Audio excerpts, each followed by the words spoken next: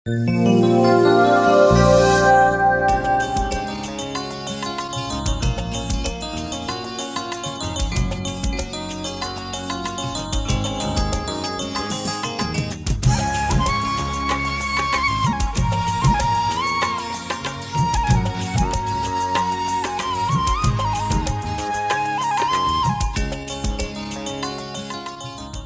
خداوند میں عزیز سامعین، عزیز ناظرین، آج ہم آمد کا دوسرا اتوار منا رہے ہیں۔ آج کی شمع کا رنگ جامنی ہے اور اس کا موضوع محبت ہے، اور آج کی پاک انجیل میں پاک مقدسیہ میں موقع فراہم کرتی ہے کہ ہم یوحنا اصطباغی کے کردار پر، اس کی طرز زندگی اور اس کے پیغام پر دھیان و گیان کریں۔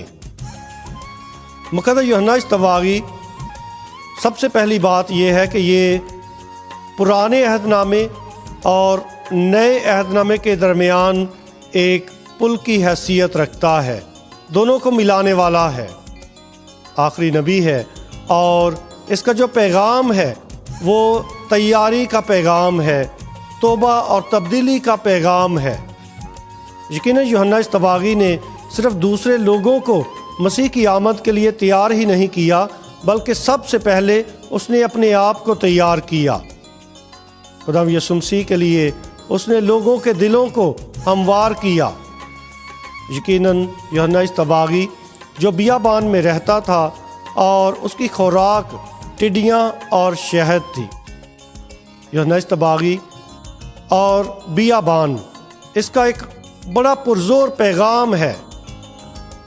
یقیناً بیابان خدا کے ساتھ گہری رفاقت اور شراکت کی جگہ ہے۔ بہت سے مقدسین ہیں جنہوں نے دنیا کو ترک کر کے بیابان میں جا کر خدا کی تلاش کی، خدا کو پا لیا اور خدا کے ساتھ گہری رفاقت اور شراکت کی زندگی بسر کی۔ بیابان خود کو اور خدا کو تلاش کرنے کی خوبصورت جگہ ہے۔ بیابان دعا کی، روحانیت کی اور ایمان کی جگہ ہے، یعنی اپنے ایمان میں اور روحانیت میں گہرائی اور وسعت حاصل کرنے کی خوبصورت جگہ ہے۔ بیابان خدا کے ساتھ ملاقات کی جگہ ہے۔ بیابان اپنے آپ کو تبدیل کرنے کی جگہ ہے، اپنے آپ کو اور خدا کو پا لینے کی جگہ ہے۔ اس لیے گوشہ نشینی اور خاموشی خدا کی آواز ہے۔ اس گوشہ نشینی میں خدا ہم سے ہم کلام ہوتا ہے، اور یقیناً یوحنا اصطباغی نے بیابان میں جا کر اپنے آپ کو بھی تیار کیا، اور بے شمار لوگ جب انہوں نے یوحنا اصطباغی کا پیغام سنا تو انہوں نے بھی اس بیابان کا رخ کر لیا تاکہ اس سے توبہ کا بپتسمہ حاصل کر سکے۔ یوحنا اصطباغی جو خدا یسوع مسیح کی راہ تیار کرنے کے لیے آیا تھا، اس نے اپنے اس مشن کو بڑی وفاداری کے ساتھ اور بڑی ذمہ داری کے ساتھ پورا کیا۔ یہ سال پاکستان میں نوجوانوں کا سال قرار دیا گیا ہے۔ پاکستان کے کیتھولک بشپس نے سال 2020 کو نوجوانوں کا سال قرار دیا ہے۔ حال ہی میں اس کا افتتاح ہوا ہے، جس میں پاکستان بھر سے بے شمار نوجوانوں نے اس پروگرام میں، اس تقریب میں بھرپور شرکت فرمائی تھی۔ اور آج کا جو یوحنا اصطباغی کا پیغام ہے آمد کے دوسرے اتوار پر، یہ نوجوانوں کو دعوت دیتا ہے کہ وہ بھی اپنی زندگی کو تبدیل کریں اور اپنے آپ کو مزید ذمہ دار بنائیں۔ پچھلے اتوار کی تلاوتوں کا حوالہ دینا چاہوں گا، جس میں حضرت نوح کے زمانے کا جو طوفان آیا تھا اس کا ذکر کیا گیا تھا۔ یاد رہے کہ حضرت نوح ایسے دور میں زندگی بسر کر رہا تھا جب خدا نے دیکھا کہ روئے زمین پر گناہ بڑھ گیا ہے، تو خدا نے روئے زمین کو پاک کرنے کے لیے بہت زوردار بارش برسائی، سیلاب آیا، اور وہ نوجوان اور وہ لوگ بچ گئے جو حضرت نوح کے ساتھ کشتی میں سوار ہوئے تھے۔ کچھ عرصہ گزرنے کے بعد جب حضرت نوح نے سوچا کہ اب شاید روئے زمین سے پانی ختم ہو گیا ہوگا، سیلاب ختم ہو گیا ہوگا، تو اس نے سب سے پہلے کوے کو بھیجا تاکہ وہ دریافت کرے، پتہ کرے کہ زمین سے پانی ہٹ گیا ہے، ختم ہو گیا ہے یا نہیں۔ کوا گیا لیکن واپس نہیں آیا۔ ایسے ہی اس نے پھر ایک فاختہ کو بھیجا جو اپنی چونچ میں واپسی پر زیتون کی ڈالی لے کر آئی تھی۔ یقیناً یہ علامتیں بڑی اہم علامتیں ہیں۔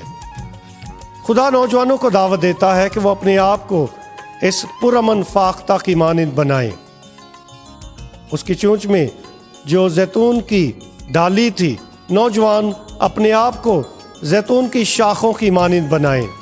زیتون کی سبز ٹہنی زندگی کی علامت ہے، اور نوجوانوں کو دعوت ہے کہ وہ اپنی زندگی کو دوسروں کے لیے زندگی کی علامت بنائیں، یعنی دوسروں کے ساتھ اس زندگی کو بانٹنے والے بن جائیں، دوسروں کے لیے زندگی کی امید بن جائیں، اور اپنے آپ کو امن کی فاختاؤں کی مانند بنائیں۔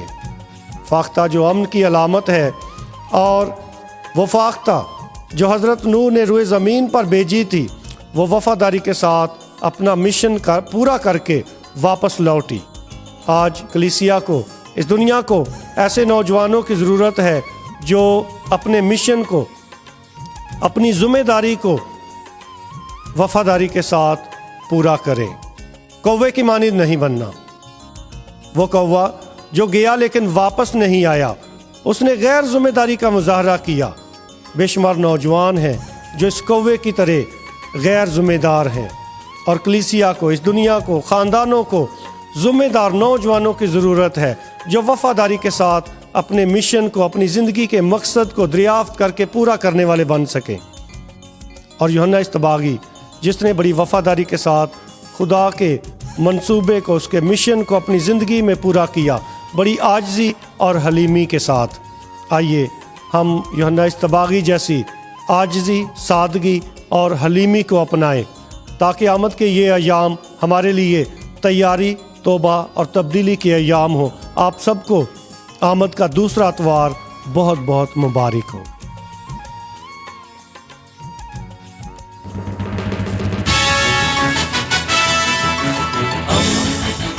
دوستی کا پیمبر، ریڈیو ویرناس ایشیا۔